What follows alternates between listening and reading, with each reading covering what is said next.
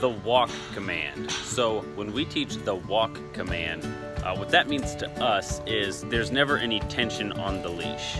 So your dog can be in front of you, behind you, whatever, as long as the leash kind of has a J like this. They're not pulling on the leash, there's no tension. So if I walk this way, Dodger's gonna come this way, right? If I walk this way, Dodger's gonna come this way, right? So that's what the walk command means to us. Anytime the leash is clipped, the dog's not pulling on it. It's one thing for you or your dog trainer to be able to do this with your dog because you know the subtle body language and the cues and the verbal and leash handling skills to get your dog to not pull when they're distracted or there's something going on. But for us, the ultimate test is when it's the toddler test. That's what we call it, the toddler test. It's when a 5-year-old girl, a 4-year-old boy, and a 2-year-old girl can all walk your 4-month-old puppy without them pulling on the leash, jumping on the kids, trying to run the other way, or eat sticks out of the yard or whatever. They just walk and they're paying attention to the leash.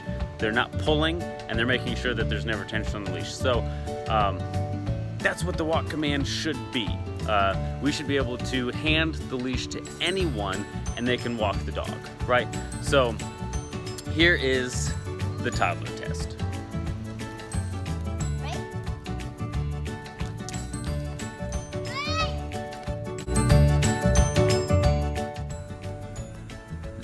As you watch here, you'll notice that as Alaska changes directions and there's distraction, so Dodger gets interested. He wants to pull forward.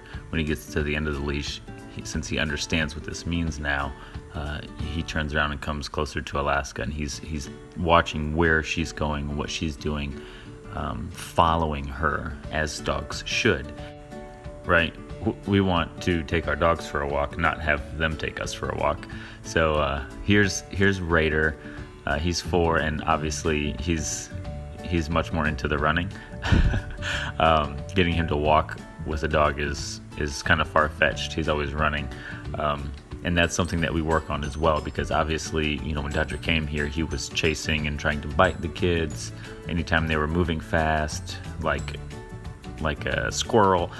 So that's something that we specifically work on as well. We want the kids to be able to run around with the dog and not be jumped on, bitten, and knocked over. So yeah, you'll see our kids running with the dogs, and since walking nicely on a leash means you just don't pull on the leash, they will follow pace. And Rain will do the same thing. She'll go really slow and then really fast, and you'll see Dodger keeps up. And he loves it.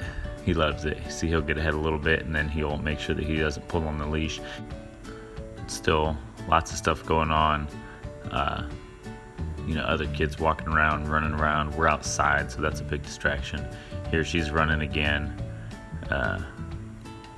And he's, he could not have done this without trying to jump on her and bite her, 2 weeks ago. And so here, Rain stops. So you notice that Dodger also stops because he's got that 6 feet of leash, but he knows that he can't go over to Raider or go in the grass. He needs to make sure there's no tension on that leash. So he's following her, being very respectful, and she's taking a dog training position, heel position, and then she just runs. She's super cute. She watches us do these things and she does it too. Oh goodness, and I just realized she had her apron on. How cute. All done?